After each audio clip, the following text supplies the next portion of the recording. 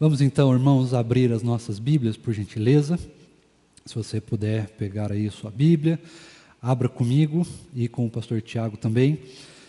No Evangelho de Mateus, nós vamos fazer a continuação do Sermão do Monte do Senhor Jesus, pregado há 2000 anos atrás, né?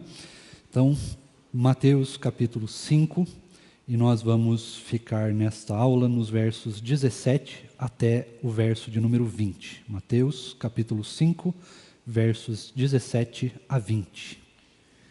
Palavra do Senhor em Mateus capítulo 5, do 17 ao 20, diz assim: Não pensem que vim revogar a lei ou os profetas. Não vim para revogar, mas para cumprir. Porque em verdade lhes digo, até que o céu e a terra passem, nem um i ou um tio jamais passará da lei, até que tudo se cumpra. Aquele, pois, que desrespeitar um destes mandamentos, ainda que dos menores, e ensinar os outros a fazer o mesmo, será considerado mínimo no reino dos céus. Aquele, porém, que os observar e ensinar, esse será considerado grande no reino dos céus. Porque eu afirmo que se a justiça de vocês não excederem muito a dos escribas e fariseus, jamais entrarão no reino dos céus. Amém. Eu gosto muito desse "e muito" de Jesus. É um dos únicos textos que ele coloca esse superlativo, essa necessidade do "e muito". Um dos textos interessantes, mas vamos chegar lá. Irmãos, a primeira coisa que nós precisamos nos deter nesse texto é a respeito da estrutura do Sermão do Monte.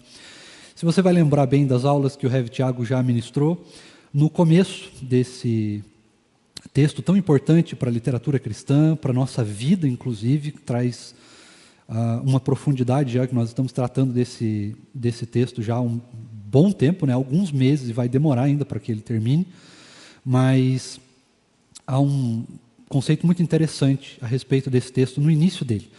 Se você perceber, no início ele vai estar nos dizendo: bem-aventurado aquele, que seja isso ou seja aquilo, né? Ou aqueles. Depois, ele vai ali nos seus versos 13, 14, 15 e 16, falar de quem nós somos, né? Vós sois. Ele já não está falando de algo para o futuro, mas de quem nós somos, algo meio que do presente. E agora, nos versos 17 a 20 e por diante, o Senhor Jesus vai intercalar essas diferentes pessoas de conjugação para falar de Ele mesmo, né? Agora é o Senhor que afirma, Ele está dizendo o que Ele quer dizer, né?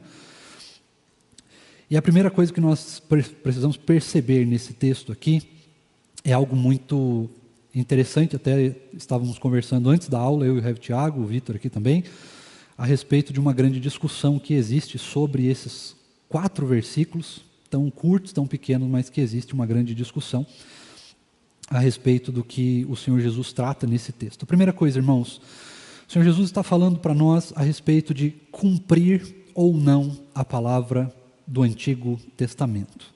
E aí nós precisamos, de fato, voltar ao Antigo Testamento para vermos se, de fato, tem algo que nos é interessante nesse trecho da palavra de Deus, né? A primeira coisa, queridos, é que acontecia naquela época uma grande problemática quanto à pessoa do Senhor Jesus a respeito das coisas que ele falava. Porque alguns interpretavam, segundo as palavras do Senhor Jesus, que ele estava, de acordo com o que ele falava, refutando o Antigo Testamento, ou talvez até o discriminando, né? Isso era muito comum, a gente conhece a história bíblica nesse sentido, nós vemos grandes debates entre Jesus e os fariseus, né, os mestres da lei e tudo mais, e outras categorias da religião e da política judaica daquela época, mas nós precisamos entender aqui que essa discussão, ela meio que ainda persiste no nosso meio, dizendo a respeito das palavras de Jesus, que Jesus, então, ele não veio exatamente para cumprir o Antigo Testamento somente, mas ele veio também para acabar com o Antigo Testamento, para de fato refutá-lo, ou para criar o Novo Testamento, algo novo, algo que agora nós seguimos, e então o Antigo Testamento perde a sua validade. Coisa que nós acabamos de perceber que o Senhor Jesus de modo nenhum afirma ter feito. Muito pelo contrário. O Senhor Jesus é categórico ao nos afirmar nesse texto que ele não veio para refutar o Antigo Testamento, para destruir o Antigo Testamento, ou simplesmente para anular o Antigo Testamento, mas que ele veio para cumprir o Antigo Testamento. Né?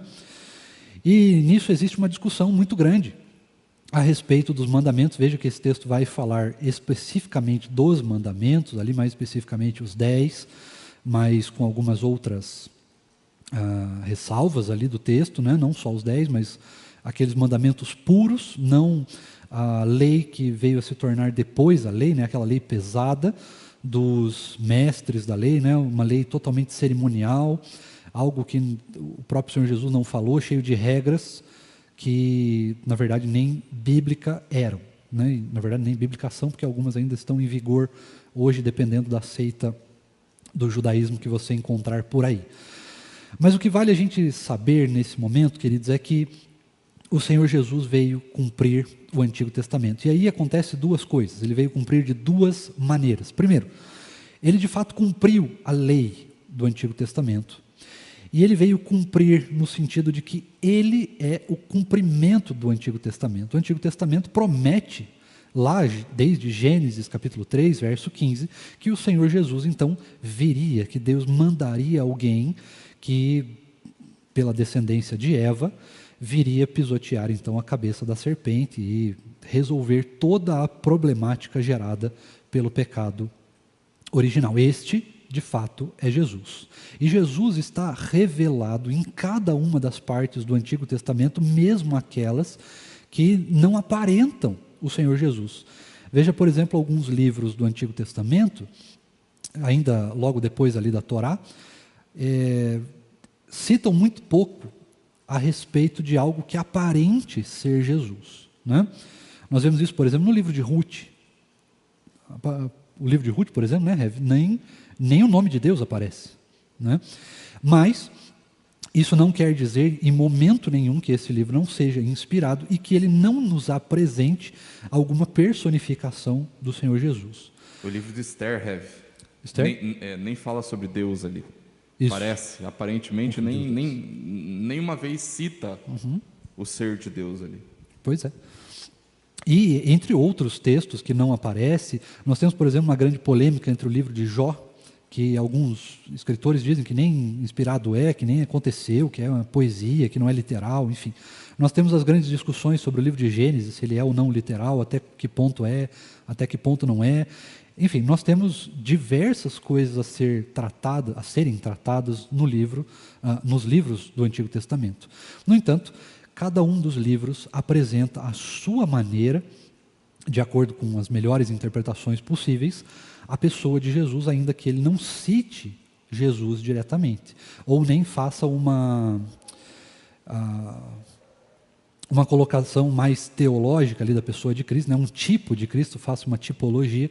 Ainda que isso não apareça, o Senhor Jesus aparece muitas vezes na atitude de algumas pessoas ou em algumas palavras que estão ali mais escondidas, né? Num contexto mais subjetivo dos textos, o Senhor Jesus está presente no Antigo Testamento. E por isso, ele então veio fazer esse duplo cumprimento do Antigo Testamento. Cumprir tanto em lei, cumprindo os 10 mandamentos e outras leis ali, as leis cerimoniais e tudo mais, como também ele veio cumprir porque ele é de fato o cumprimento do Antigo Testamento. Mas isso não significa, em momento nenhum e de maneira nenhuma, que o Senhor Jesus, ao cumprir o Antigo Testamento, as profecias do Antigo Testamento, o anula, deixa de fazer sentido, então, seguir os 10 mandamentos e outras coisas mais que aparecem.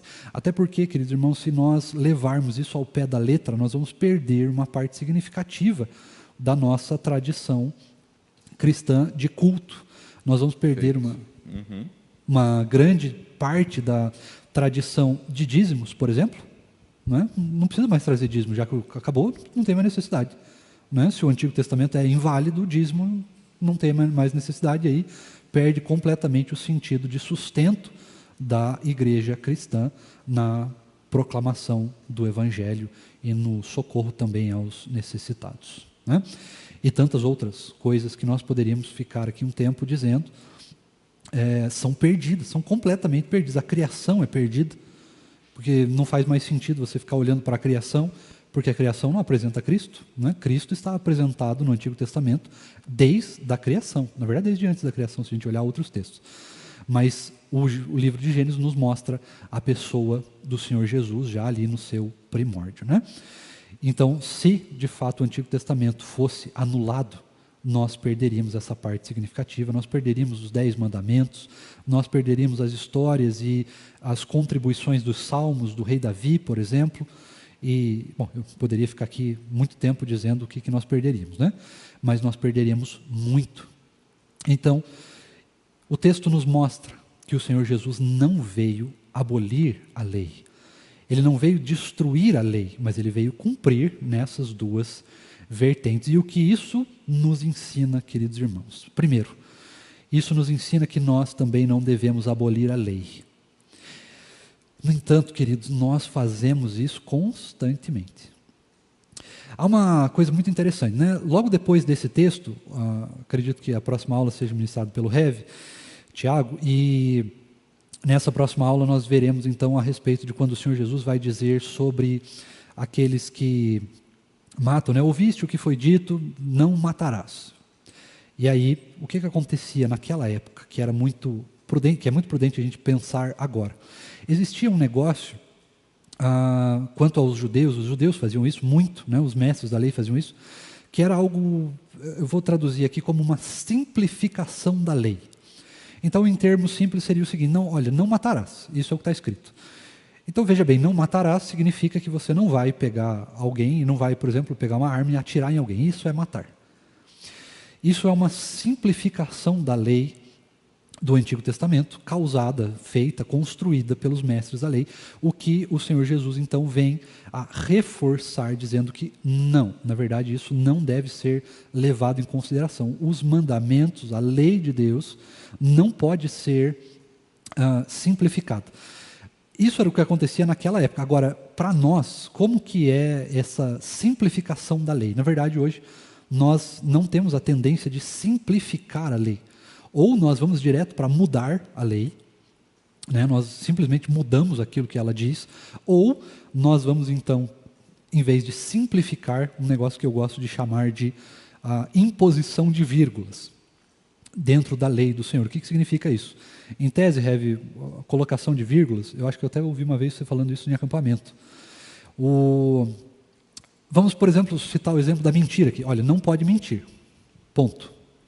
A palavra de Deus, ela sempre vai nos colocar, em todo o Antigo e Novo Testamento, em tudo aquilo que o Senhor Jesus quer nos ensinar, um ponto final. Ou seja, não pode mentir, ponto final. A inserção de vírgulas, ou imposição de vírgulas, por causa do nosso pecado, muitas vezes, vai dizer o seguinte: olha só, não pode mentir, vírgula, exceto se for para salvar a vida de alguém. Exato. Mas se for para salvar a vida de alguém, pode. Aí pode. Aí não tem problema. Não, mas deixa de ser pecado. Deixa de ser pecado. Você parou você anulou a lei. Basicamente, a gente está fazendo isso hoje em dia, quando a gente faz algumas dessas atitudes. Um outro exemplo muito propício que vale para nós, inclusive hoje, o exemplo de hoje é fantástico, é que nós abolimos muitas vezes o dia do Senhor. Deixamos de praticar o dia do Senhor. E no dia do Senhor nós vamos estudar, nós vamos trabalhar, nós vamos fazer um monte de coisas que, na verdade, a própria palavra de Deus não permite que a gente deveria fazer. Porque o dia do Senhor é dia de preparação para ouvirmos a palavra, para cultuarmos publicamente ao Senhor. O dia deveria ser feito para isso. Na verdade, ele é feito para isso. Mas muitas vezes nós vamos gastar o nosso domingo aí, de repente, vendo futebol ou jogando futebol e deixando, né, vivendo com a família, e muitas vezes tem o culto à noite. Tá bom, culto à noite, legal. Só. Não existe uma preparação, e de fato precisa existir uma preparação. O dia do Senhor é uma preparação para o culto público. E muitas vezes nós simplesmente largamos aí o culto público, ou largamos o dia de domingo para gastar tempo estudando ou fazendo qualquer outra coisa que não deveríamos fazer no domingo. E parece uma coisa tão boba, né? Uma coisa tão besta, tão insignificante. Mas estudar no domingo, o que tem? Não tem nada, só está desrespeitando a lei, né? Está abolindo a lei, coisa que nós não devemos fazer. Nós somos conclamados, queridos irmãos, a cumprir a palavra de Deus. Nós não somos conclamados a mudá-la. E quantas são as vezes que nós estamos tentando fazer esse tipo de coisa dentro da palavra de Deus, confortar a palavra de Deus a nós, e não nos conformar à palavra, mas confortar ela ao nosso coração. Eu acho que isso aqui não é pecado, eu acho que, eu não sei, eu acho que isso aqui não é problema, eu posso fazer isso aqui, eu não acredito nisso aqui acho que é Antigo Testamento, e a gente vai vivendo assim, colocando na palavra de Deus um monte de vírgulas. Nós devemos ter um cuidado extremo com isso, porque se o Senhor Jesus veio cumprir a lei, nós então devemos cumprir, nós devemos estar, manter, perceber, colocar o nosso coração dentro da palavra de Deus, bem ajustado à palavra de Deus, e não fazer com que a palavra se ajuste ao que a gente quer. Rev, nós temos duas participações distintas do Gabriel aqui. A primeira delas é quando ele fala sobre a importância da lei.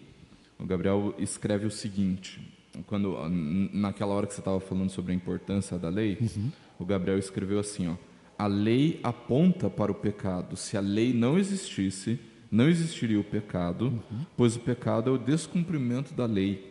E se o pecado não existisse, Jesus teria morrido em vão. Né? Então veja o que o Gabriel fala aqui como muito legal, o fato da lei escancarar a podridão do nosso coração, né? O nosso pecado, deixar o nosso pecado muito claro, muito visível, a ponto de todo mundo poder perceber o pecado, né? E isso daí demonstra a necessidade de Cristo. Né? Então veja que legal, o Gabriel também coloca essa questão. E a segunda participação dele é mais assim uma dúvida, e é algo que talvez seja difícil da gente conseguir responder numa primeira tacada, assim, né?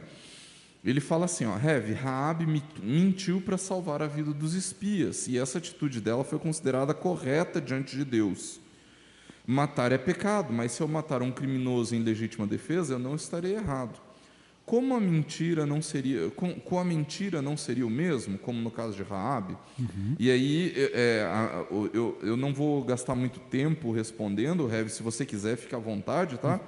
Mas eu só diria para o Gabriel que não foi a mentira em si de Raabe que fez com que ela fosse considerada uma mulher de fé, ou o fato de ela ser elogiada pelo povo de Deus a respeito disso, mas foi a preservação do povo da aliança, mesmo ela não fazendo parte do povo da aliança. Né? Então, essa é a distinção, não foi o fato de ela ter escondido os espias e mentido a respeito de que ela tinha escondido os espias que fez dela agradável diante de Deus, mas foi o fato de ela ter, numa atitude de fé, preservado o povo da aliança ao invés de denunciar o povo da aliança. Então, é mais ou menos por aí. Não foi a mentira em si que tornou Raabe bem vista aos olhos do povo de Deus, mas foi o fato dela ter se esforçado para preservar o povo de Deus, mesmo ao custo do seu próprio povo, né? Do povo do qual ela pertencia. Se você quiser falar mais, fique à vontade. Não, é isso mesmo. Não... Esse é um tema, na verdade, aqui também tem uma questão de revelação, né, irmãos? No Antigo Testamento ainda Deus estava se revelando, né, ao povo, e aí existem algumas invariabilidades ali que aparecem, mas essas invariabilidades não são exatamente o que elas demonstram, né? Não é exatamente o que o Rev falou, não é a mentira, porque às vezes pelo nosso olhar do texto, é o que a gente vai perceber, principalmente olhando em português, inclusive, né? Mas se nós formos olhar, de fato, nos textos antigos, realmente não é a ideia de prevalecimento da mentira ali, ou de qualquer outra situação a respeito disso, mas sim da atitude que está por trás, né? E no caso, o Gabriel utiliza um exemplo conjugado, né, que é a morte em legítima, matar em legítima defesa. Isso. Assim, eu tenho uma visão um pouco mais radical a respeito disso. Eu não sei se eu mataria em legítima defesa, mas eu acho legítimo matar em legítima defesa, né? Eu acho que a lei de Deus ela autoriza a matar em legítima defesa, né? Eu não sei se eu o faria, mas eu acho que a lei de Deus ela autoriza esse tipo de defesa, né? E o Kleuber ele está lembrando, inclusive, do fato o presbítero Kleuber está lembrando, inclusive, do fato de que Davi mentiu para o sacerdote quando estava fugindo de Saul, né? Então a gente tem exemplos da história do povo de Deus, de homens de Deus que mentiram, né? Uma das coisas que a gente tem que lembrar a respeito de quando a gente estuda a palavra, gente, é que existe uma realidade por trás do que está acontecendo, que é a realidade da história da salvação ou da história da redenção, que é uma história que ultrapassa o que os fatos contam, mas é uma história que é revelada a partir daquilo que os fatos vão nos desenvolvendo. E quando a gente fala sobre isso, a gente está falando que os personagens que fazem parte da história da redenção, eles nem sempre agem de forma redimida, né? Então isso não quer dizer que porque Davi mentiu para o sacerdote para fugir de Saul e etc., que ele estava certo ao fazer isso, né? Mas que foi o jeito como ele fugiu de Saul, né? Então, em nenhum momento a gente encontra a palavra de Deus autorizando esse tipo de comportamento, porque Davi usou esse comportamento para fugir da morte, né? Outro exemplo que a gente poderia dar é o exemplo de Abraão, quando ele conta uma meia-verdade falando que Sara era sua irmã, né? O pastor Lucas gosta de enfatizar que meias-verdades são mentiras inteiras, né? E quando Abraão faz isso, ele é reprovado, claramente reprovado por Deus, porque é uma sequência de palavras ali no capítulo em que ele mente para Abimeleque, falando que Sara era sua irmã. Ele fala assim, diz que os homens dali ficaram atemorizados por causa daquilo. E aí o Abraão fala assim, eu fiz isso porque eu achava que aqui não existia temor de Deus. E aí lá no capítulo que ele é testado, a sua fé por conta do sacrifício de Isaac, no versículo 12, se não me engano, Gênesis 22, 12, o Senhor Deus fala assim, agora que você se dispôs a sacrificar seu filho, agora eu sei que você teme a Deus. Ou seja, lá em Abimeleque, era Abraão que não temia a Deus e não os homens de Abimeleque, né? Então, a mentira de Abraão, ainda que tenha preservado sua vida e etc, ela foi rejeitada da parte de Deus porque demonstrou a falta de temor de Abraão, né? Nesse mesmo sentido, a gente até poderia usar a questão do próprio rei Davi, quando ele vai assassinar, né?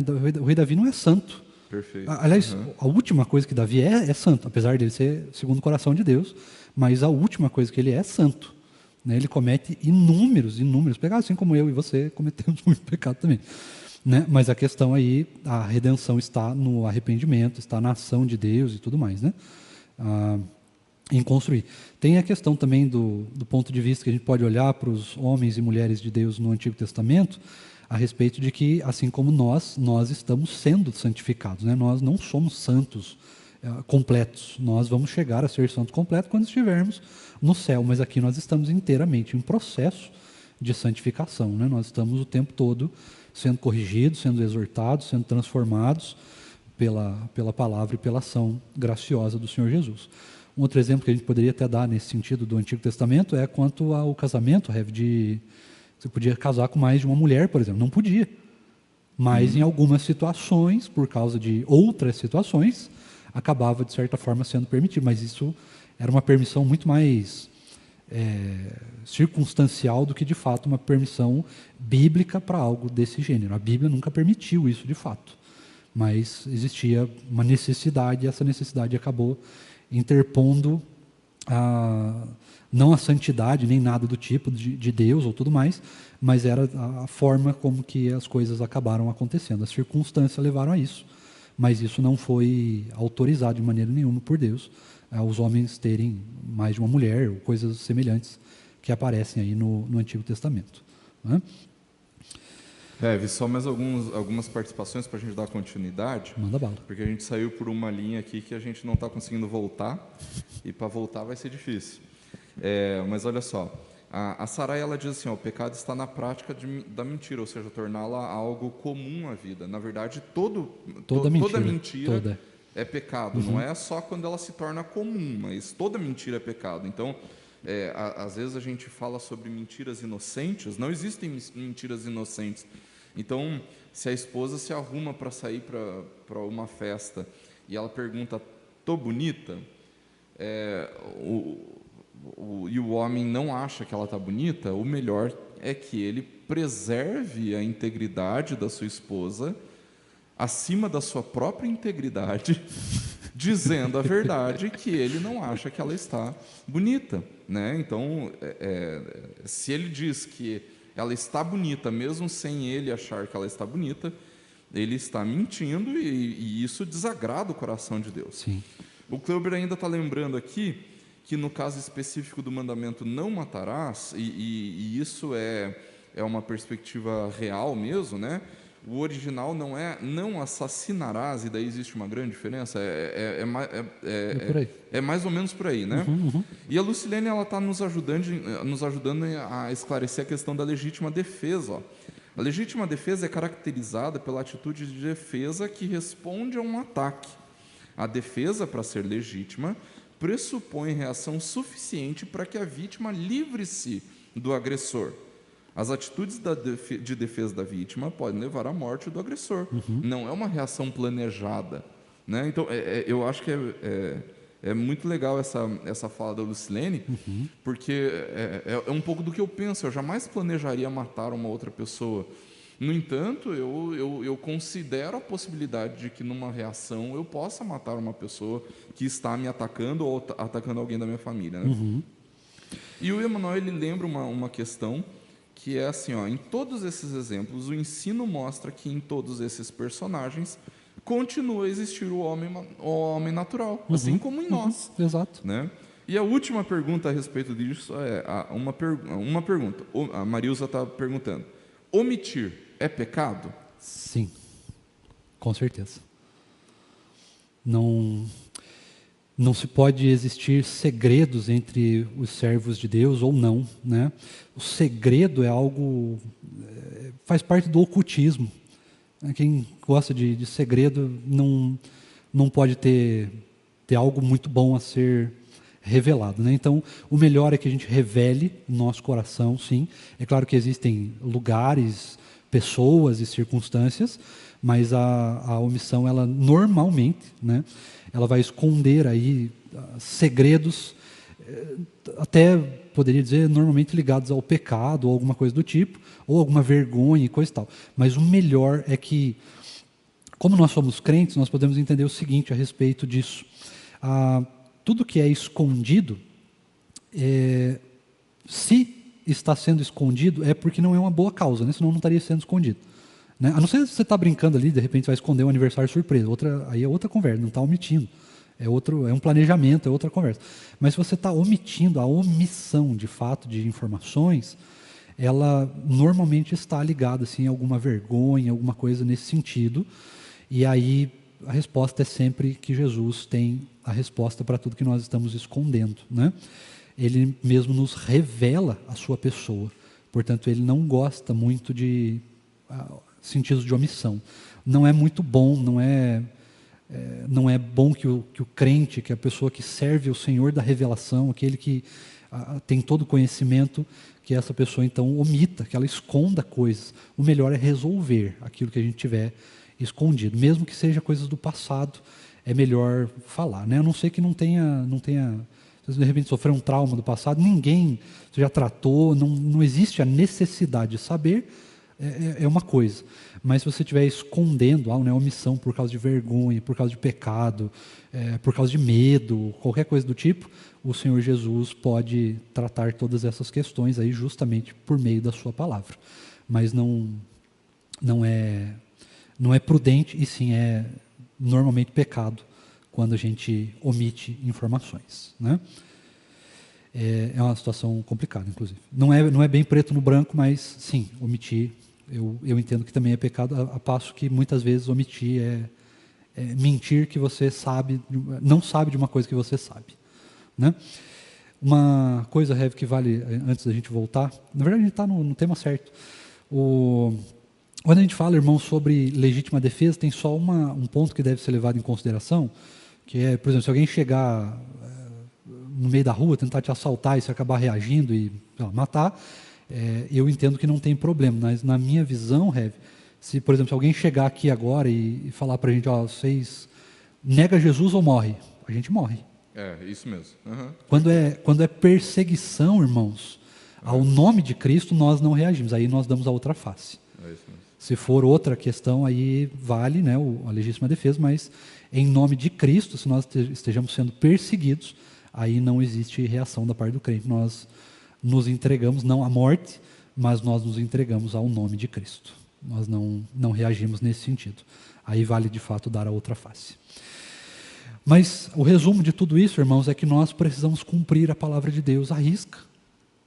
Ainda que nós não conseguimos fazer isso de maneira perfeita o tempo todo, mas nós devemos ter o nosso coração voltado a isso, a cumprir a palavra de Deus, assim como Cristo cumpriu a lei do Antigo Testamento. Os 10 mandamentos estão valendo. O Senhor Jesus vai, inclusive, trazer o sentido original deles mais para frente, nos próximos versos, e nós precisamos nos atentar a isso. A lei do Senhor Jesus, ela não muda o Antigo Testamento, mas ela torna o Antigo Testamento, que era feito na visão dos mestres da lei, em papel, em palavra, ou seja, o que está escrito é o que deve ser cumprido. Era uma lei muito mais constitucional, né, ainda que ela fosse moral e ética e cerimonial, ela ainda assim era uma lei que estava ali na lei, no papel. Era um papelzinho ali, você tinha que ler, decorava a Torá e segue a vida, né? Você vai cumprindo aquilo ali que está no papel. E aí o que está no papel pode ser mudado. No entanto, a lei que o Senhor Jesus resgata do Antigo Testamento, ela não, na verdade é um resgate que ele faz, ele tira do papel, ele tira da letra da lei e traz para o nosso coração. Por isso que a lei, quando ele vai falar ali, olha, ouviram o que foi dito, não matarás, mas aquele que xingar o seu irmão já o está matando. A lei, ela é tornada uma lei do coração e não uma lei simplificada que está apenas na palavra, né? Nós vamos ver isso mais para frente. O próximo versículo, irmãos, 18, vai nos mostrar ali a respeito daquilo que a lei não vai passar. O que o Senhor Jesus nos ensina nesse texto é que ele veio para cumprir a lei, porque de fato ele é o próprio cumprimento da lei do Antigo Testamento. A lei se cumpre em Jesus, embora ela não termine em Jesus, ela não é abolida, mas ela se cumpre em Jesus a partir do momento que ele então se entrega na cruz do Calvário por cada um de nós. Aqui, irmãos, eu queria fazer uma lição rápida a respeito da própria palavra de Deus, no sentido de que ela se cumpre. A palavra de Deus, ela está cumprida, ou melhor, podemos dizer que ela está se cumprindo em algumas partes, mas boa parte dela já está cumprida em Jesus. E agora nós desfrutamos daquilo que o Senhor Jesus fez na cruz do Calvário. Agora, a lei do Senhor nos traz promessas, irmãos. E não só promessas, mas ela nos traz responsabilidades que também devem ser e serão cumpridas. As responsabilidades do Senhor Jesus, as responsabilidades de Deus, as responsabilidades do Espírito Santo, a responsabilidade dos anjos e mesmo as responsabilidades que são nossas, de continuar cumprindo, de nos santificarmos, de continuarmos lutando contra o pecado, deixando o pecado de lado, mortificando o nosso eu e, enfim, vários e vários outros exemplos que nós poderíamos citar aqui, mas nós precisamos ter isso em mente, nós precisamos cumprir a palavra de Deus, porque a palavra de Deus não volta vazia, ela se cumpre. E ela não muda, ela não falha. Tudo aquilo que o Senhor Jesus prometeu na sua palavra será, se já não foi cumprido. E nós, muitas vezes, deixamos esse contexto, talvez aqui no Tarumã seja um pouco mais difícil, porque nós priorizamos sim a palavra de Deus, muito mais do que outras igrejas aí por aí, mas nós precisamos ter o cuidado em andar vigilantes que nós cumpramos a palavra de Deus e nós estejamos atentos que ela é a palavra de Deus, ela tem verdade divina, ela é uma verdade divina, ela não tem uma verdade, ela é uma verdade divina. E nós precisamos nos atentar, ela não é um livro bonito, um livro bacana, um livro legal, cheio de conselhos bacanas, bonitos, e que de vez em quando fazem sentido. Não, ela é um livro que contém a verdade divina e é a própria verdade divina. O próprio Senhor Jesus vai nos dizer a respeito dele mesmo, falando sobre a palavra, né? Conhecereis a verdade, conhecereis Cristo, e a verdade vos libertará, Cristo te libertará. Isso significa que nós vamos conhecer Cristo como? Através da palavra. Gênesis até Apocalipse.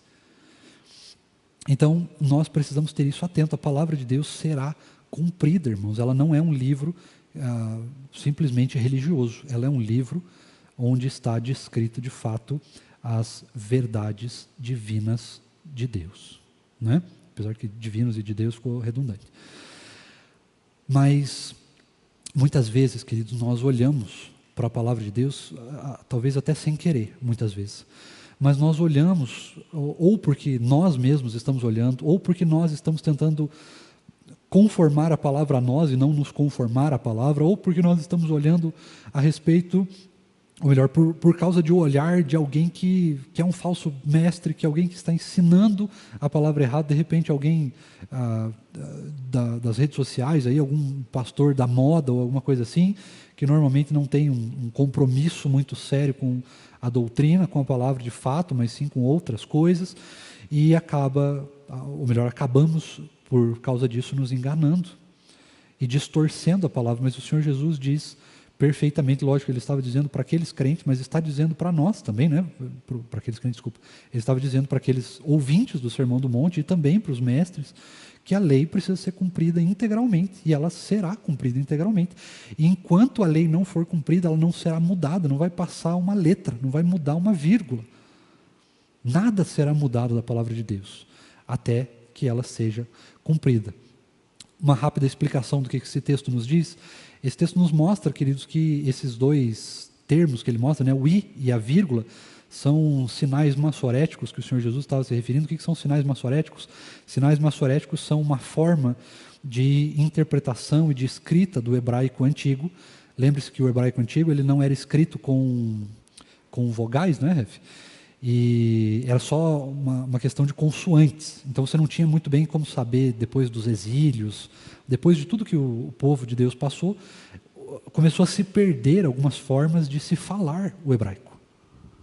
Então as próprias pessoas já não sabiam mais como é que pronunciavam as palavras. Então uns mestres da lei, chamados de massoretas, então criaram um sistema de pontinhos e outras formas ali. E esse sistema deles basicamente era uma forma de devolver ou de mostrar como é que se pronunciava então os sons da palavra corretamente. Mas muito se perdeu, né? O nome de Deus, por exemplo, se perdeu, e outras palavras acabaram se perdendo, e eles não têm mais como, eles não, né? Nós não temos mais como saber como que é a pronúncia correta. Mas esses i e essa vírgula aí são pontinhos que demonstram coisas minúsculas, mas que se forem tirados, elas tiram completamente o sentido da palavra. E é isso que o Senhor está dizendo. Olha, nem a menor letra, nem um único acento vai ser perdido, vai ser deixado de lado no cumprimento da palavra de Deus. É isso que o Senhor Jesus está nos dizendo. E é por isso que nós acreditamos nela. Por isso que nós cremos que a Bíblia é uma verdade absoluta. É uma verdade divina absoluta. Ela é o nosso manual de fé e prática, de regra. Ela é o manual do fabricante. Ela nos explica e nos demonstra e nos fala a respeito de absolutamente toda a verdade de Deus. Para nós e para a nossa sociedade, para o mundo, e enfim, para todas as áreas e sentidos da nossa vida. É isso que de fato ela nos demonstra. E o Senhor Jesus está reforçando isso para nós. A palavra de Deus é inerrante e infalível. Ainda que existam milhares de textos e livros e coisas que tentem refutá-la, que tentem destruí-la, que tentem mostrar ou transformar o seu significado, ela permanece por mais de 2000 anos intacta. intacta. E a cada semana que passa, cada mês que passa, cada ano que passa, cada dia que passa, novas evidências estão sendo descobertas que reforçam que a palavra de Deus é a palavra de Deus e é inerrante e infalível para nós. E é por isso que nós cremos nela, porque nela está descrito a própria palavra de Deus. Ao lermos a palavra de Deus, ao lermos a Bíblia, nós ouvimos audivelmente o Senhor falando ao nosso coração, diretamente à nossa alma. E ela tem as respostas para tudo que nós vivemos na nossa vida. Essas 2 últimas semanas, pesquisadores franceses descobriram no Egito uma caverna contendo manuscritos bíblicos de 1.100 anos atrás, confirmados já. Há mais ou menos 2, 3 semanas atrás também, na área ali do Mar Morto, mais ou menos, próximo ali à área do Mar Morto, foram descobertos também fragmentos novos do livro de Zacarias e do livro de Naum, profetas menores da palavra de Deus, e que também se complementam. Não sei se você chegou a ver, Rev, eu também não li o artigo, por enquanto só deixei para mais tarde. Eu não sei porque antes, quando você estava falando a respeito da Bíblia, eu lembrei desse artigo que eu li hoje, que eles acharam trechos do livro de Zacarias exatamente iguais ao que nós temos hoje. Exatamente igual. 1.900 anos de idade o texto, né, e está lá preservado exatamente como nós temos aqui, sem nenhuma vírgula mudada. Isso é maravilhoso, irmãos. Isso é simplesmente maravilhoso, porque isso não é uma questão humana, isso é divino. É o Senhor mesmo que preserva a sua palavra. E não só preserva a sua palavra na história, mas preserva a sua palavra no nosso coração por meio da sua própria ação. Nós temos ainda 2 versos. Que horas são, Rev? Senão eu deixo para continuar depois. 15 para as 11, fique à vontade. Acho que dá ainda para continuar um pouquinho. Rev, eu tomei a liberdade, porque alguns irmãos ficaram com algumas dúvidas sobre aquilo que a gente falou, e como são assuntos um pouco paralelos ao que a gente está tratando especificamente, eu estou tomando a liberdade de responder aqui pelo chat mesmo, tá? Beleza. Fique à vontade, toque aí, eu estou prestando atenção nas 2 coisas, me esforçando para prestar atenção nas 2 coisas. Tranquilo. Então, irmãos, vamos ao verso 19. O verso 19 é um verso interessante, junto com o 20 ali. Eles vão falar um pouco dessa lei do coração, né? Mas aqui ele vai falar no verso 19 sobre ensinar ou não ensinar as palavras. O próprio Senhor Jesus vai refutar ali qualquer tentativa de dizer que o Antigo Testamento não deve ser ensinado, porque ele mesmo vai dizer: aquele que não ensinar e não cumprir o Antigo Testamento nem herdará o reino dos céus. É uma coisa muito séria, inclusive, né? Mas aquele que ensinar e cumprir, este aí herdará o reino dos céus. Então, aqui não tem uma lição específica, não vou me delongar muito, mas aqui nós precisamos nos atentar a isso. Nós precisamos nos atentar a 3 coisas até aqui. Primeiro, a cumprir a palavra de Deus. Segundo, nós precisamos acreditar na palavra de Deus, porque ela vai ser cumprida, e está sendo cumprida, e já se cumpriu. Agora, nós precisamos proclamar a palavra de Deus, nós precisamos ensinar a lei do Senhor para os nossos irmãos. O que nós estamos fazendo aqui hoje, nós estamos aprendendo sobre a lei de Deus. Deus está falando conosco através da sua palavra. Demais, nós precisamos ensinar, nós precisamos discipular. É nossa obrigação enquanto igreja cumprir o ID. Nós podemos até dizer, de certa forma, que esse é um prelúdio, né, um pré-ID do que o Senhor Jesus está nos falando aqui, embora o ID seja algo muito mais complexo, mas o Senhor Jesus está nos dizendo exatamente que nós precisamos continuar ensinando, nós precisamos continuar proclamando a palavra de Deus e cumprindo essa palavra. E não só cumprir, mas nós precisamos acreditar. E não só acreditar, nós precisamos ensinar, nós precisamos proclamar. Graças a Deus, na nossa igreja, nós temos um contexto de que nós estamos fazendo isso até com bastante esmero, podemos até dizer com mais esmero do que muitos irmãos, infelizmente, digo isso com muito pesar. Mas nós estamos seguindo, mas devemos andar vigilantes, porque isso não deve ser feito simplesmente nas 4 paredes da igreja, mas nós devemos fazer isso constantemente, ao longo e no decorrer da nossa vida. Nós precisamos ter isso em mente, irmãos, nós precisamos proclamar, e proclamar é ensinar a palavra de Deus àqueles que estão à nossa volta, seja aonde nós estivermos. E por fim, nós então chegamos no versículo 20, que é um versículo que eu gosto muito. Um versículo que traz uma frase de Jesus, uma expressão que Jesus usa, que é deveras incomum ao longo da própria palavra de Deus.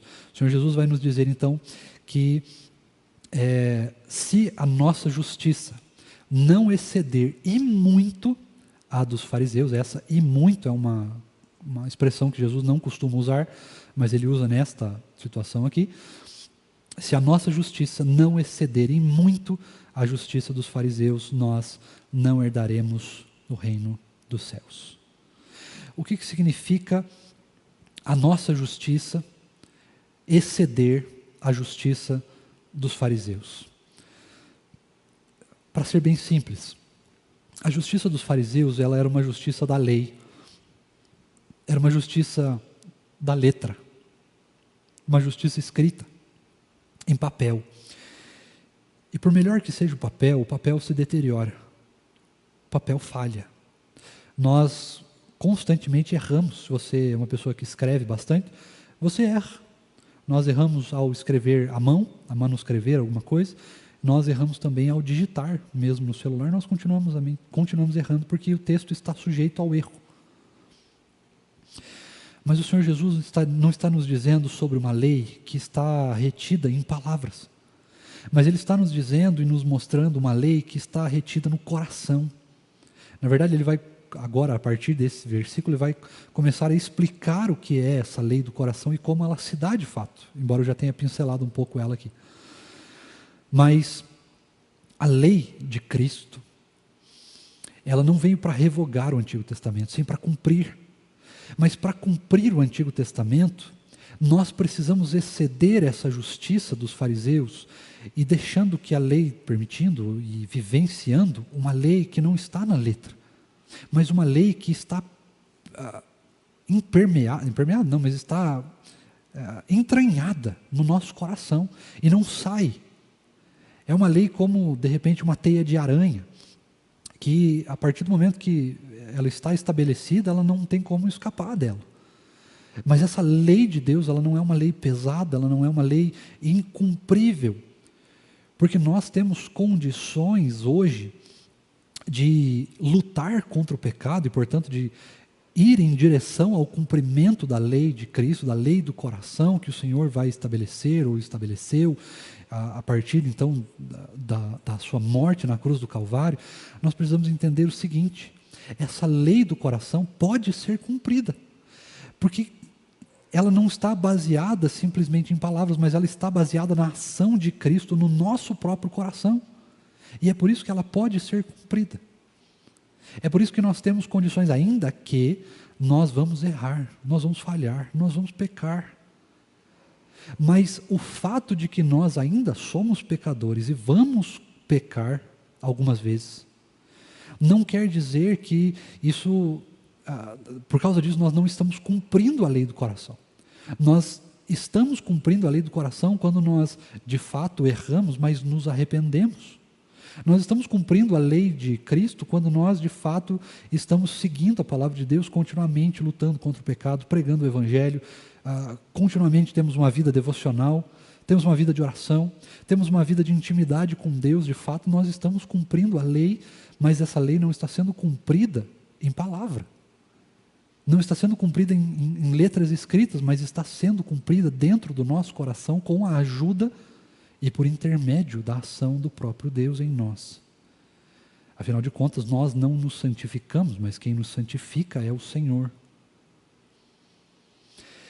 A lei de Deus hoje em dia é pegar os 10 mandamentos, a lei também cerimonial, né? A lei moral, os 10 mandamentos, lei moral, lei ética, aquilo que o Senhor Jesus nos ensinou no Antigo Testamento, e cumpri-la, de repente, Rev, fazendo um anexo com os frutos do Espírito, com o fruto do Espírito, né? E muitas vezes nós olhamos para a lei de Deus, irmãos, como algo extremamente pesaroso, algo difícil de ser cumprido, porque na verdade é difícil de ser cumprido, mas não porque é difícil. Não é difícil não matar, não é difícil viver uma vida sem ofender as pessoas. O difícil Na verdade, difícil não. O problema de nós conseguirmos isso é que para isso nós temos que lutar contra o pecado. E cumprir a lei de Deus está inteiramente ligado a lutar contra o pecado. Cumprir o fruto do Espírito, ter o fruto do Espírito, vivenciar o fruto do Espírito, nada mais é do que negar os frutos da carne. Frutos da carne, ir contra a lei de Deus, fruto do Espírito, vivenciar a lei do Antigo Testamento. Não matarás, domínio próprio, paciência, né? Temos comentários por aí? Dentro disso que você falou, às vezes nós olhamos para a lei de Deus e nós pensamos em algo extremamente pesado, pesaroso. Mas o motivo pelo qual nós olhamos para a lei de Deus dessa forma é porque nós temos o vício dos fariseus. Nós olhamos para a lei de Deus como se fosse uma imposição externa que nos diz como nós devemos viver ou não. No entanto, e aí a gente tenta com todas as nossas forças viver aquilo ou não, e aí nós definimos o que é pecado ou não por aquilo que nós conseguimos ou não viver da lei de Deus. Exato. No entanto, eu infelizmente não estou lembrando a referência, mas eu sei que é na primeira carta de João, onde o apóstolo João fala assim, e se eu não me engano é no capítulo 5, eu não tenho como procurar aqui, se os irmãos quiserem, fiquem à vontade, mas ele diz assim: ora, os seus mandamentos não são penosos. Por que João fala isso? Ele fala isso porque cumprir os mandamentos de Deus é um resultado da transformação do coração. E aí, quando a gente fala sobre viver ou não a lei, né, assim, o não viver não é uma opção, obviamente, né, mas o viver a lei de Deus, ele é resultado de algo que começa no nosso coração, na transformação do nosso coração. Né, eu até ia falar, porque você colocou, Rev, como sendo duas questões aí que trazem o cumprimento de Cristo na lei, né? Como eu destrincho essas questões em mais partes, para mim são 5 questões, né? Ainda que eu entendo que 3 delas sejam só divisões disso tudo que você falou, porque você foi perfeito na sua perspectiva. Para mim, Jesus cumpre a lei por causa das predições messiânicas. Né? Então, ele é o cumprimento da lei porque ele cumpriu aquilo que se falava a respeito dele na lei e nos profetas, das predições do Messias. Né? Para mim, Jesus morreu... Obrigado, Lucilene. Lucilene está dizendo que os mandamentos que não são penosos é 1 João 5,3. Eu tinha ido rapidinho em 1 João 3,5 e não era, daí eu falei assim, não vou achar agora. Obrigado, Lucilene. E a outra forma como Jesus cumpriu a lei foi morrendo na cruz e satisfazendo as exigências da lei na cruz do Calvário, né? Essa que a gente não consegue cumprir de fato. Essa a gente não consegue cumprir de fato, né? E a primeira também não, porque a gente não tem como cumprir aquilo que era destinado ao Messias, né? Não sei o quê.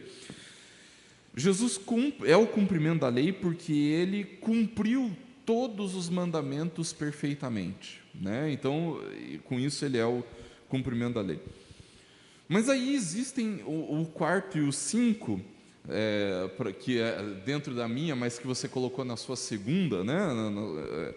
Na minha compreensão, é que Jesus cumpre um mandamento, cumpre a lei ao nos dar o Espírito Santo para vivermos a lei, que nos capacita para vivermos a lei, né? E o 5 para mim é que Jesus ele cumpre a lei ao nos trazer a grandiosidade do ensino do Antigo Testamento, nos fazendo desfrutar, talvez desfrutar não seja a palavra certa, mas porque assim, no sentido de que em Cristo se materializou pessoalmente e no seu ensinamento a lei. Né? Então, e aí a partir do momento em que nós de fato vivemos Cristo, não como alguns dizem por aí, mas vivemos Cristo, então nós estamos cumprindo a lei, né? Não é assim, não é eu vou adaptar a lei ao viver Cristo na igreja, né? Então, mentira é pecado desde que não cause problema, né? Então, se eu mentir e causar problema, então é melhor falar, e não causar problema, então é melhor falar mentira. Não, essa não é a perspectiva do Novo Testamento a respeito da lei, né? Mas assim, o que eu estou querendo dizer com isso é que, para a gente viver a lei, primeiro nós precisamos viver Cristo. Primeiro nós precisamos ter um coração transformado. Eu acho muito legal que no Antigo Testamento, gente, eu estou falando com dificuldade, não é porque eu estou com dificuldade de respirar, mas é porque eu estou de máscara, tá? Então não se preocupe com a minha saúde, eu não estou com Covid, contaminando o Vitor e o Patrick aqui, tá bom? Mas é porque eu estou de máscara. Então, quando eu olho para o Antigo Testamento, eu vejo Deus primeiro estabelecendo o seu povo e depois Ele dando a lei ao seu povo, ou seja, primeiro vocês são meus, primeiro vocês entram em aliança comigo. Agora eu vou ensinar vocês como é que se vive essa aliança. E o Sermão do Monte tem essa característica também. Jesus, ele primeiro diz quem nós somos. Aí depois ele diz sobre a consequência daquilo que nós somos e como é a nossa atuação. E aí ele vai falar assim, pois bem, então agora que vocês são isso, eu vou dizer como vocês têm que viver. E aí ele começa a falar sobre a lei, né? Então, Hevel, a minha compreensão disso é que os mandamentos não são penosos, a lei não é um pesar para nós, porque ela é resultado da transformação. Nós vivemos a lei como um resultado da transformação do nosso coração, né? Vamos para algumas participações aqui, ó. O presbítero Emanuel disse assim, em verdade, a lei liberta, e é isso mesmo, mas a nossa natureza foge ao cumprimento dela, perfeito. É por isso que nós sofremos e tentamos reagir ao texto, ao seu texto, né? É como cobrir a nudez com folhas. Só Jesus cumpre a lei, e com isso nos liberta da nossa incapacidade de cumprir a lei, né? O Gabriel diz assim, porquanto que era impossível a lei, ele está citando Romanos, provavelmente, porquanto que era impossível a lei, visto como estava enferma pela carne, Deus, enviando seu Filho, em semelhança da carne do pecado, pelo pecado, condenou o pecado na carne, para que a justiça da lei se cumprisse em nós, que não andamos segundo a carne, mas segundo o Espírito. É isso mesmo, Romanos 8, 3, 4. Outra forma de cumprimento da lei, através da sua vida perfeita, Jesus cumpriu a lei no nosso lugar e recebeu a nossa condenação em nosso lugar. Ele fez uma espécie de troca, é isso mesmo, é o sacrifício vicário. Nos deu a recompensa pelo cumprimento da lei que ele deveria receber e pegou a nossa condenação que nós deveríamos ter por não cumprirmos a lei. Perfeito, né? É muito legal, é isso mesmo. É nesse sentido que ele cumpriu todas as exigências da lei, nos dando todos os benefícios da lei. Então, quando a gente vê lá a bênção e a maldição dos montes, lá o Monte Gerizim e o outro monte, que eu não lembro qual que era, e a gente vê todas aquelas bênçãos foram conquistadas por Cristo para nós. As maldições que eram nossas, ele assumiu, e as bênçãos que eram dele, ele nos deu. Né? Então, isso mostra a grandeza da graça de Cristo ao nos abençoar. Né? Acho que é isso que nós temos de participação. Fica à vontade. E aí, irmãos, isso demonstra para nós, então, a respeito de quem Cristo é. Porque quando Cristo é Cristo em nós, nós então excedemos e muito a lei dos fariseus. Essa lei difícil de cumprir, essa lei ritual, cerimonial, essa lei cheia de inserções, diferenças, dificuldades, interpretações, e nós então simplesmente vivemos Cristo. E se existe alguma dificuldade em cumprir algum dos mandamentos, em cumprir a palavra de Deus, das duas uma. Ou é porque nós não estamos transformados, ou é porque nós estamos em processo de transformação de alguma coisa, que ainda está em processo de transformação, de ser convencido, ainda estamos debaixo da ação do Espírito Santo em alguma área que precisa ser transformada e mudada da nossa vida. Ou é uma dessas duas. Não existe outra opção a não ser cumprir a lei de Cristo. A própria intimidade com o Senhor Jesus já é um cumprimento da sua lei. Então, se eu tenho intimidade, eu cumprirei a lei, não porque eu vou cumprir a lei com as minhas próprias forças, mas porque isso é um resultado, assim como qualquer outra coisa que nós fazemos. A oração é um resultado da minha intimidade com Cristo. Eu tenho dificuldade de orar, porque a intimidade com Cristo que eu tenho, ou é muito baixa, ou é nenhuma. Ou eu não me sinto afeiçoado por Cristo a ponto de eu não querer orar, de eu não querer passar tempo com Ele. É uma intimidade baixa, né? Eu não conheço Deus para quem eu estou orando. Não conheço o seu poder, a sua glória, o tamanho da sua graça, da sua misericórdia, da sua bondade, da sua ação. Né? A verdade é que muitas vezes isso é um problema dos presbiterianos, muitas vezes a intimidade com Deus para muitos irmãos nossos, até mais carismáticos, ela é uma intimidade real, é um negócio assim que eu falo, Deus me escuta, Ele fala e eu escuto. Mas para nós presbiterianos, às vezes a nossa intimidade com Deus é um negócio assim, eu falo e Deus não está nem aí. Às vezes, querendo ou não, no nosso subconsciente, às vezes aparente isso. Às vezes, mas eu vou orar por cura, mas a vontade de Deus é que Ele não vai me curar. Eu nem vou acreditar muito, e aí nós temos, irmãos, infelizmente, uma intimidade com Deus muito, muito superficial. A verdade é essa. Não estou dizendo que a gente tem que sair loqueando, subindo pelas paredes na unção da lagartixa, mas nós precisamos ter uma intimidade com Cristo real. Nós precisamos acreditar em quem nós estamos, em quem nós somos devotos, em quem nós acreditamos de fato, quem transformou nossa vida, em quem de fato se revelou para nós. Não é? E nós precisamos de fato transformar a nossa fé, o que nós chamamos de fé, em prática, em ação real. Cristo é ação real. Por isso que Ele próprio se diz em João, no Evangelho de João, capítulo 1, versículo 1, que Ele é o Verbo, porque Ele é real. Ele é a palavra real, Ele é a lei real, Ele é a lei que pode ser cumprida. Não porque Ele pode ser simplesmente cumprido em ações, mas porque Ele pode ser vivido. Nós vivemos Cristo, a gente não simplesmente acredita em Cristo. A gente não acredita em Jesus, a gente não aceita Jesus, a gente não recebe Jesus, a gente vive Jesus. Jesus é vida.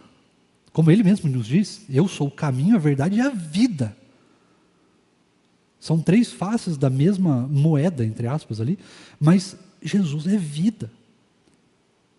Não é à toa que Ele diz que é o pão da vida, Ele sacia a nossa alma. A fome da nossa alma é Cristo. Nós temos falado no MP sobre ego, e a única forma de saciar o nosso ego é Cristo. Porque Jesus é vida. Ele é o pão da vida, Ele nos sacia, Ele é a água eterna, a água que sempre flui, a água infinita, a água da vida. A água que, quando nós bebemos de Cristo, nós não temos mais sede, nós não temos mais desejo, nós não temos mais cobiça, nós não temos mais ganância desse mundo, porque nós então passamos a viver o reino na sua essência.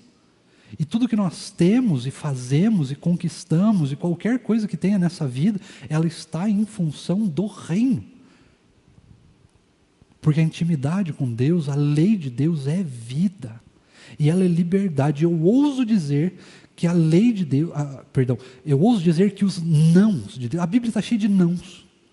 Mas nos nãos de Deus, nós somos mais livres do que nos sims do mundo. Porque os sims do mundo nos escravizam. Quais são os sims do mundo? É pensar, por exemplo, que o único lugar para o jovem se divertir é na balada, transando antes do casamento, numa vida devassa de sexualidade podre,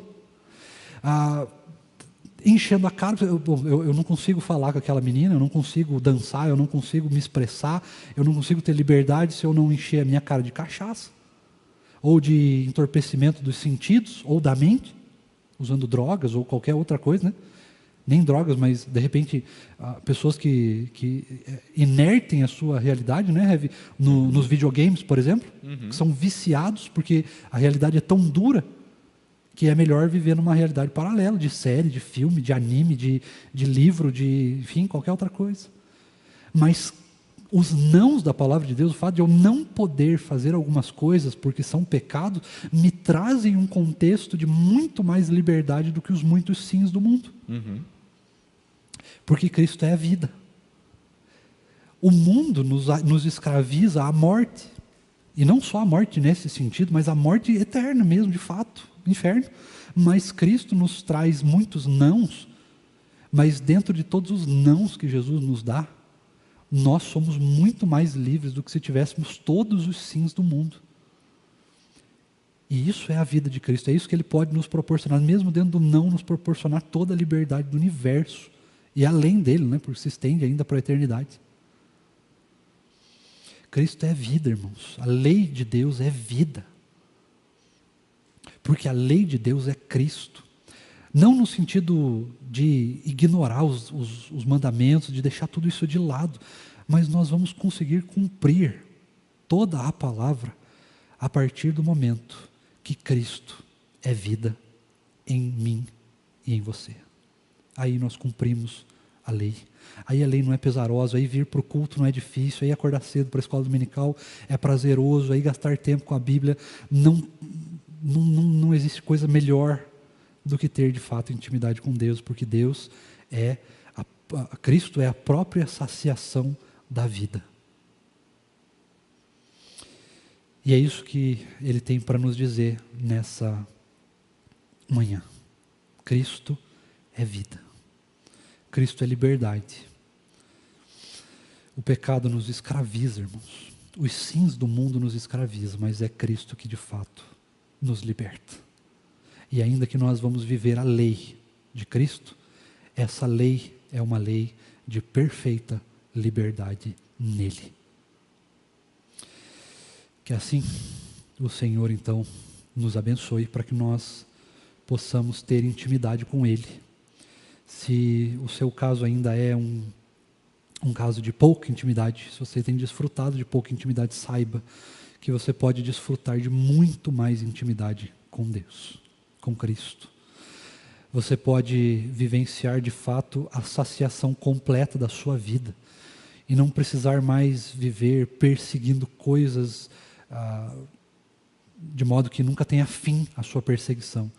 Mas você pode conquistar as coisas desse mundo, os bens desse mundo, sabendo que mesmo que você conquiste ou não, qualquer coisa nessa vida, a sua e a minha vida estarão plenamente satisfeitas em Cristo Jesus, porque Ele é vida. Se você está vivendo, por exemplo, em pecado ou em algo que precisa de arrependimento, lembre-se que Cristo é vida e te liberta da escravidão do pecado. Lembre-se que o Senhor Jesus te liberta dos vícios desse mundo. Lembre-se que a realidade com Cristo, ainda que seja uma realidade para nós cristãos de perseguição, porque o mundo odeia o Evangelho, ela ainda assim é uma realidade de libertação. E eu queria te dar um último exemplo antes de orar com você. Recentemente eu estava conversando com um amigo que falava sobre política, e aí ele, meio teórico das conspirações e tudo mais, dizendo a respeito de que eu não vou tomar essa vacina, porque se eu tomar essa vacina, isso é um plano comunista que vai nos matar e vai não sei o quê. Aí eu lembro que eu falei para ele nessa conversa, qual vacina que vai matar primeiro? Aí, não, a vacina X lá. Eu falei, é essa que eu vou tomar, eu sou o primeiro na fila. Eu sou o primeiro na fila. E você é louco, você tem que pregar contra isso, porque o Evangelho não sei o que, liberta e não sei o que, Jesus está ali. Irmão, eu vou ser o primeiro a tomar, porque se eu tomar e se de fato eu morrer, eu de fato estou livre em Cristo Jesus. Eu vou para o céu, não sei você. Eu lembro que eu falei para ele, mas eu tenho certeza absoluta de que se acontecer isso, e não vai, mas se acontecer, eu vou para o céu. E aí eu perguntei para ele, falei, cara, será que você, todas essas teorias, todo esse medo, toda essa angústia que você está nesse momento, não é porque você não acredita em Cristo? Não é porque você não tem intimidade com Deus? Falei na cara dele, não estou nem aí. Hashtag pronto, falei. E é isso, irmãos. Essa vida não é vida. Esse é um tempo que nós estamos vivendo, um tempo que nós estamos aqui. E nós estamos aqui porque nós somos cidadãos do reino. Nós temos que proclamar o Evangelho de Cristo. Nós proclamamos a vida. Esse mundo existe, esse mundo está vivo, porque Cristo é vida, senão ele só seria morte.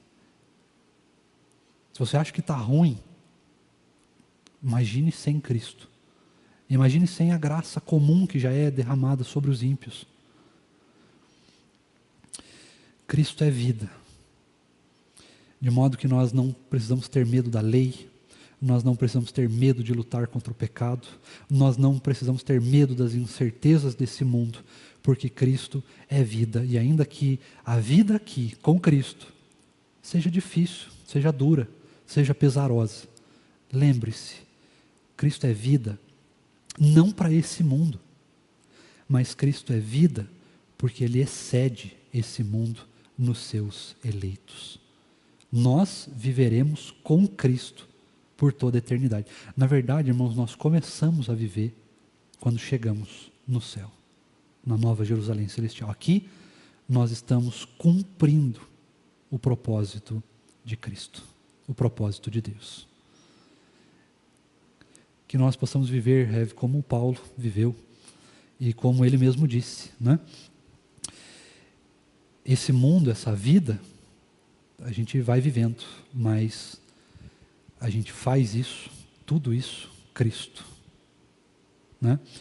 Tenho por certo para mim que o morrer é lucro, mas o viver é Cristo. Perfeita. Se não for Cristo, é só morte. Foi o que a Marilza escreveu aqui no fim. A Sarai disse: Cristo é vivo, é vida.